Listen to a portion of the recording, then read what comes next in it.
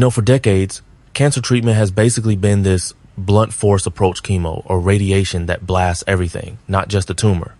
It's no wonder people dread the side effects so much. Totally. Those treatments just can't tell the difference between healthy and cancerous cells. So patients end up with nausea, hair loss, and all sorts of collateral damage. The lack of precision really limits how aggressively doctors can treat the cancer too. That's the real kicker. If you go too hard, you risk harming the patient as much as the tumor. But if you hold back, the cancer can survive and come back stronger.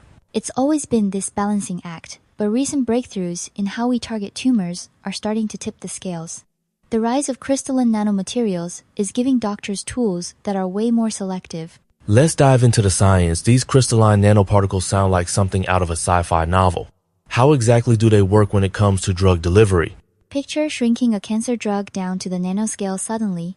It dissolves and travels through the body much more efficiently. But it gets better. Scientists can tweak the surface of these nanocrystals so that they latch onto markers found only on cancer cells. So it's like putting a GPS tracker on the medicine, right? Instead of wandering everywhere, it homes right in on the tumor. Exactly. And with things like lyotropic liquid crystalline nanoparticles, the structure inside can even control how fast the drug leaks out slow and steady, or quick release, depending on what works best for the treatment. It's that level of control that's such a game changer. I love that image tiny delivery trucks with custom schedules. But I've read these materials aren't just about delivery, they're getting into diagnostics too, aren't they? So, switching gears, how are these crystalline materials helping doctors spot and track cancer, not just treat it?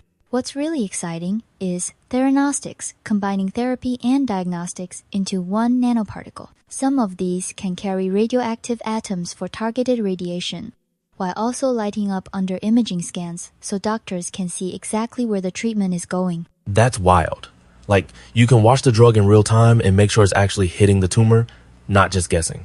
Absolutely. And gold nanoparticles take it up a notch. They can heat up under near-infrared light, zapping cancer cells in what's called photothermal therapy. Plus, with quantum dots, doctors get super bright, stable images for high-res tracking. It's multitasking at the molecular level. Makes me wonder what's holding this all back from just being the standard everywhere. There's gotta be hurdles, right? Alright, so with all this promise, why isn't every cancer patient getting crystalline nanoparticle treatment today? That's the million-dollar question.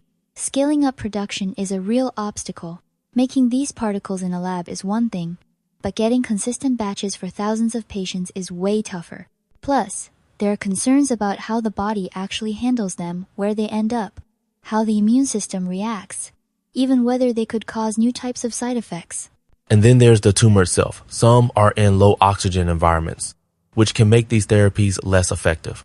So researchers are having to get creative, like engineering nanoparticles that respond to unique tumor conditions. Yes, and the future looks pretty wild. Imagine nanoparticles that can adapt on the fly to a tumor's environment, or even deliver gene editing tools to supercharge the immune system. AI is starting to play a role too, helping predict how these particles will behave in the body for each patient. It feels like we're on the edge of something huge, personalized, targeted, and way less toxic cancer care. Here's hoping that these innovations keep moving from the lab bench to the bedside.